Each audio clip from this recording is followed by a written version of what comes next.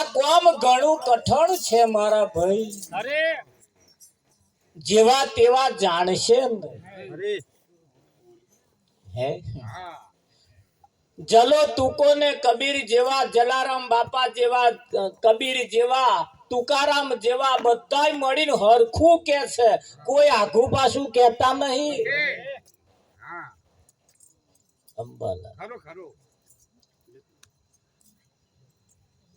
આ ગામ એટલું બધું પવિત્ર છે. આખી દુનિયામાં જેનું નામ રોશન છે.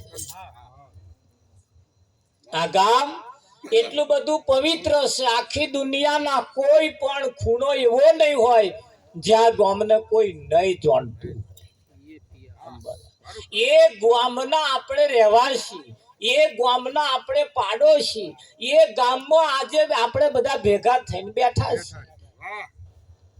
આ ગામમાં કોઈનું અવસાન થાય ને અંબાલાલ, એને અસ્થિ લઈને કોઈ નદીમાં પધરાવાઈ જવાની જરૂર નહીં. એટલું પવિત્ર છે.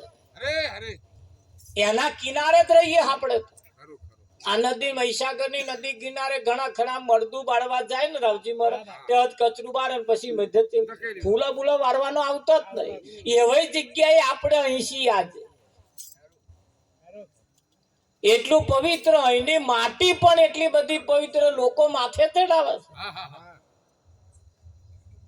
છે.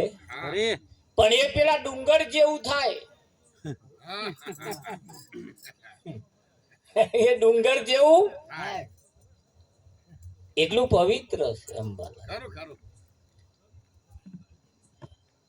આ ગામમાં ખાલી ખાલી ઓટો મારવા આવે ને કોક અંબાલા, દેશ વિદેશ થી લોકો આવીને ઓટો મારીને જતા રહે, પોતાની જાતને પવિત્ર સમજે. આજે આપણે ગામમાં બેઠા છીએ. અહીં અનેક સંતોના, અનેક ભક્તોની રજકણ આ ગામની અંદર પડેલી છે અને એના સહભાગી આપણે છીએ.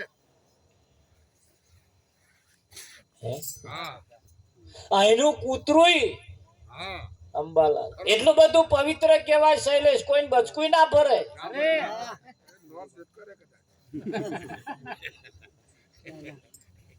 પણ ક્યારે એ કૂતરું એનો સ્વભાવ ભૂલે તારે રહેતા હોય કે કયું ગંગા કિનારે ઘર કરો નાવો નિર્મળ નીર, આપ્યા વિના શું પામીએ કહે ગયે દાસ કબીર. એ વિચારો જ્યારે આપણે ધારણ કરીએ, એટલી પવિત્ર જ્યારે આપણા જીવનમાં આવી જાય, અહીં હરવા રહેવા વાળાના ખોરાક પણ કેટલા પવિત્ર હોય. એનું ખાવાનું, પીવાનું, ઉઠવાનું, બેહવાનું, આવવાનું, જવાનું બધું એકદમ પવિત્ર હોવું જ જોઈએ.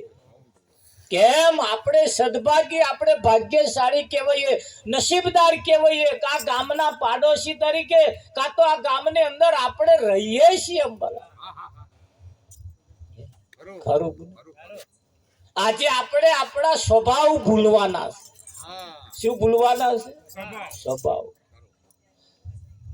મંદિરમાં રહેવા વાળાના ઘણા ખરાના સ્વભાવ નહીં હારા, એટલે આ તમે જોવા જાવ તો ઘણાના સ્વભાવ આકરા છે. પણ મંદિરમાં રહેવા છતાં, આટલી રજકણ પવિત્ર હોવા છતાં, માણસ જો પોતાનો સ્વભાવ જો ના ભૂલે તો એનું જીવન એ કશાય કોમનું નથી. એ કૂતરું, એનું કૂતરું પોતાનો સ્વભાવ જો ભૂલી જાય અંબાલા,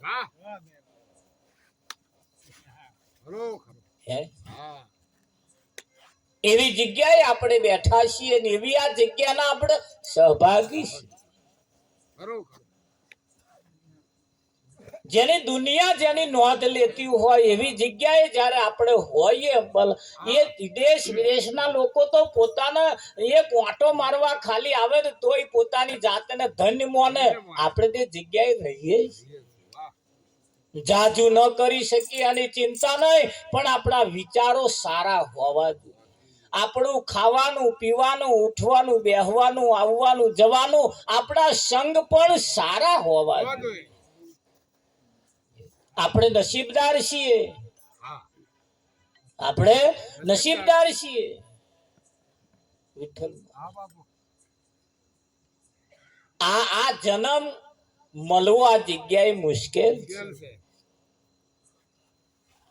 પણ પોતાની જાતને પવિત્ર નહીં સમજનારાની માથાકૂટ એટલી જ છે, બસ પોતાનો સ્વભાવ નહીં ભૂલાતો એની જ માથાકૂટ. જો સ્વભાવ ભૂલાઈ જાય, સ્વભાવ ભૂલાઈ જાય. કબીરે દીકરો કમાલ માર્યો, સીધું ઘરમાં લાયા. કબીરના રૂપે સંત જમાડવા સાહેબ પોતે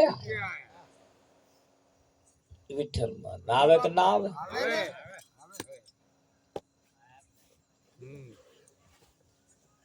સહજાનંદ સ્વામી વચનામૃતની અંદર એમનું કેવું એમ છે અંબલ કે સ્વર્ગ એટલું બધું દૂર છે, એટલું બધું દૂર છે કે આ પૃથ્વી ઉપરથી, આ જમીન ઉપરથી એક સવામણ લોઢાનો ગોરો ઉછાળવામાં આવે અને એ લોઢાનો ગોરો ઉછાળવામાં આવે ને આકાશમાં જાય અને આ હવામાં ઘસાતો ઘસાતો ઘસાતો ઘસાતો ઘસાતો રઈ ના ટુકડા, રઈ જેટલો રે.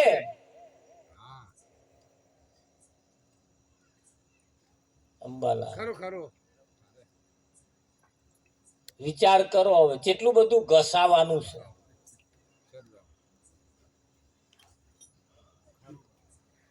અને શામાં ગહાવાનું? હવા. આ તમે જે બધું વાપરો છો ને તમારે કાન જે બધી આવે છે ને એ જ બધી હવા છે. તમે આ નાતના છો, આ ગોમના છો, તમે આવા છો તેવા, આ બધી હવા છે. અને એમાં જો ગહાતો ગહાતો ગહાતો રઈ જેટલો, રઈ એટલે જે છે એટલો. માર્મિક શબ્દ મૂકેલો છે. રઈ એટલે તમે જેટલા છો એટલા. તમે 5 ફૂટના છો કેટલા છો? તમારું કોઈ માપ જ નહીં. કોઈના મગજમાં વ્યામ હોય તો કાઢી નાખજો. તમારું અમાપ છે, તમારું કોઈ માપ છે નહીં. તમારી ફૂટ પટ્ટી લઈને તમને માપી શકાય એવા છે જ નહીં. માપ તો આ શરીરનું ન્યા કરે, જબ્બાનું ન્યા કરે. તમારું તો કોઈ માપ હોય જ નહીં. તમે તો અમાપ છો, તમારી તો કોઈ સીમા જ નથી.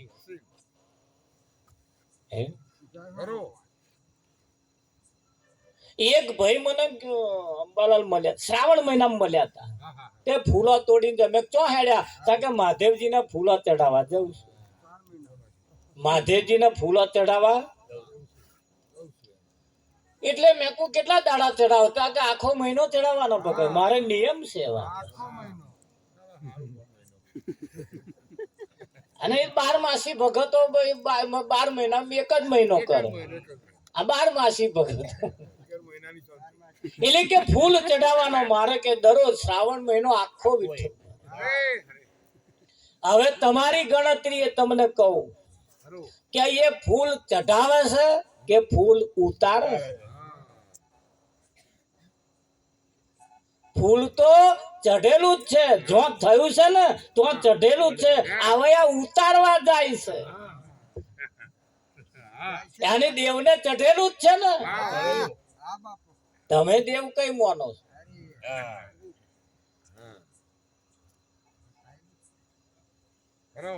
આ ફૂલો દેવને જ ચઢેલો છે. આપણે દાપણ કરીએ છીએ, હું ચઢાવું છું. એને તો એ ફૂલ દેવને ચઢેલું જ છે કે નહીં ચઢેલું? ઉડતો તમે તો ગોરખ ધંધા છે તમારા, ઉતારવાના ધંધા તમારા. એ તો દેવને ફૂલ ચઢેલું જ છે ને કે નહીં ચઢેલું? કબીર દીકરો કમાલ માર્યો, સીધું ઘરમાં લાયા. કબીરના રૂપે સંત જમાડવા સાહેબ પોતે આયા. કેદાર કબીરના રૂપે સંત જમાડવા સાહેબ આયા હતા. આજે તમારા રૂપે પરમાત્મા હા એને જમાડવા જ આયા છે. વિચાર કરી જુઓ આ પાંચ તત્વના પૂતળાની અંદર જે હાથ ઊંચો કરવા વાળો છે એ કોણ છે? આ આંખના પલકારા મારવા વાળો કોણ છે? હોભરવા વાળો, બોલવા વાળો, સૂંઘવા વાળો કોણ છે? અને કેવડો છે? 12 દાડા સુધી નેવામ બેહી રહે છે. બાપુએ કહ્યું ને વાત સાચી છે, નેવામ બેહી રહે છે. પણ એમાં એને જોવો તો ખરા એક વખત. ઘણા ખરા લેન બેહી રહ્યા હોય એનું આમ માથું નાખી દે આમ મલમ એટલે કે જીવ જતો. હું બેહી રહેતી ને જીવ જતો રહ્યો. એ કારો હતો, ધોરો હતો, 5 ફૂટનો હતો, 10 ફૂટનો હતો, જોયો હશે ને.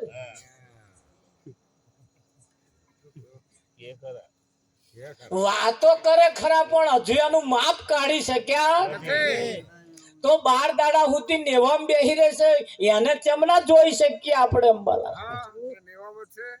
અને જોઈ જ રહ્યો છે તમારા બધા ઘંટી જોડે. ખરું કે નહીં? જોઈ જ રહ્યો છે.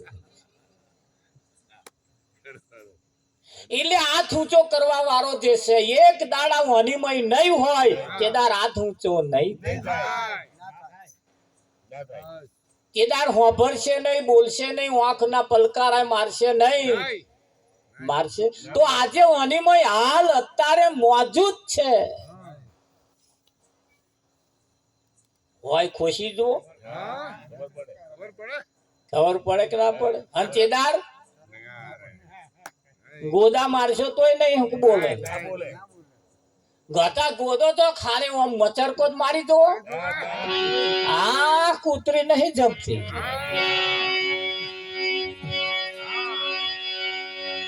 જો બાર આઈ નાખે મને કે એક મચરકો મારો એટલે તરત અસર થાય ને થાય.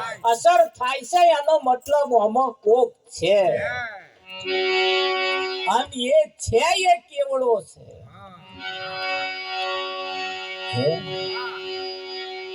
રામજી મહારાજ સમજવા જેવું છે. હો તમે જોજો રે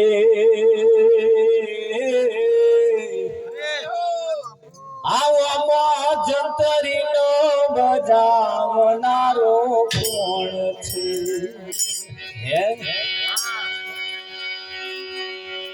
કોણ છે આમાં જંત્રીનો બજાવનારો? કોણ છે? કોક તો હશે ને.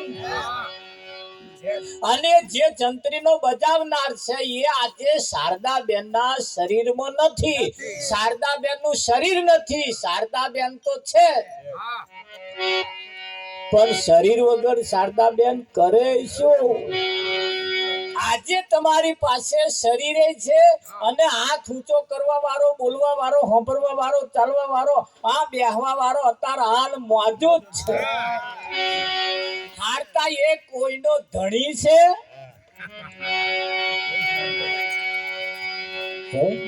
તારે પુરુષ નામ આત્મા છે, તાર શ્રી નામ આત્મડી છે. ચબલું છે.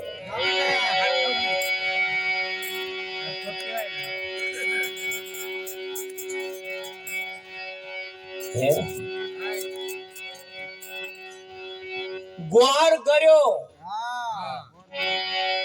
તો કોઈ એમ પૂછે કેટલો કર્યો?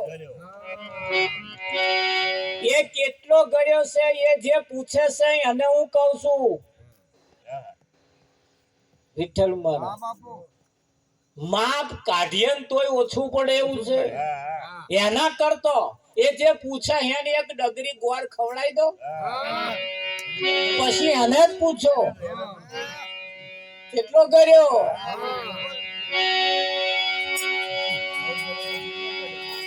બોલતી બંધ થઈ જાય કે ના? એક શેઠે નોકર ને બૂમ પાડી. નોકર ને કે બોલો શેઠ કે છે હું આ દારૂ પીન અમારી જે દારૂની બોટલ છે એમાં કોક પીન પાણી ઉમેરીને પાછી મૂકી દે એવું કોણ છે? કોના દરરોજ કરે છે આવું?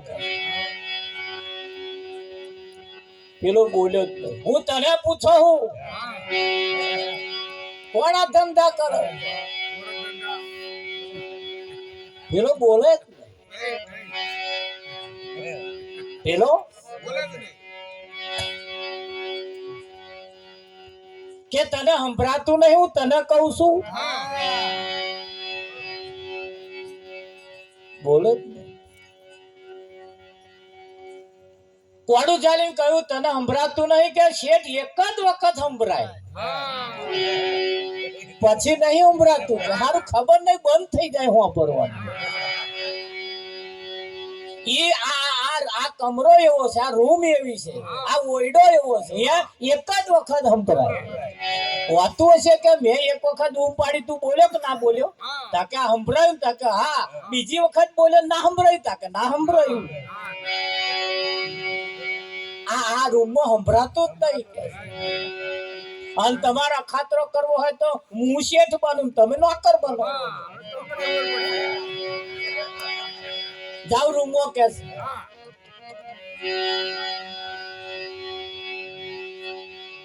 શેઠના મનમાં એમ કે લાઈન ટેસ્ટ તો કરી દો.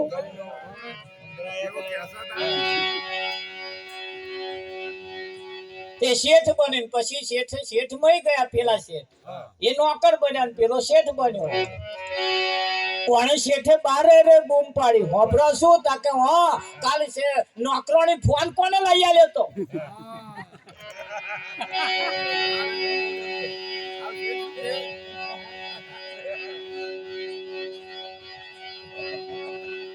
સંભળાઈ શકે છે, સંભળાતું નહીં કે કાલ નોકરોની ફરવા કોણ લઈ ગયું તું? ના શેઠ બોલે કે ના ચાલે. ચમલું થાય શેઠ વેલા વેલા બહાર આહાર એક જ વખત સંભળાય પછી સંભળાતું નહીં.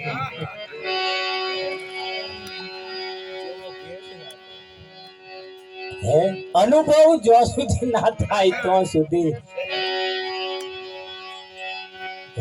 નહીં. એટલે આ જીવન એ તમને મને જે મળ્યું છે અનુભવ કરવા માટે મળ્યું છે, પરમાત્માની પ્રાપ્તિ માટે મળ્યું છે. ખાવું પીવું ને પ્રજા ઉત્પન્ન કરીને મરી જવા માટે મળ્યું નથી. 80% એવું જ સમજે ખાવું પીવું બસ એમના જેવા એક બે તૈયાર કરીને પછી મરી જવું. એટલા માટે નથી. આ ઉત્તમ દાગીનો છે, કિંમતી દાગીનો છે. સોના કરતા પણ વધારે કિંમતનો આ દાગીનો નજર અંદાજ કરીને કાઢી નાખતા નહીં. કાઢી નાખ્યા જેવો. હા એટલો વિચાર કર્યા જેવો. અરે આ તન ઢૂલી રોમ કોણે બનાવી, આ તન ઢૂલી રોમ કોણે બનાવી.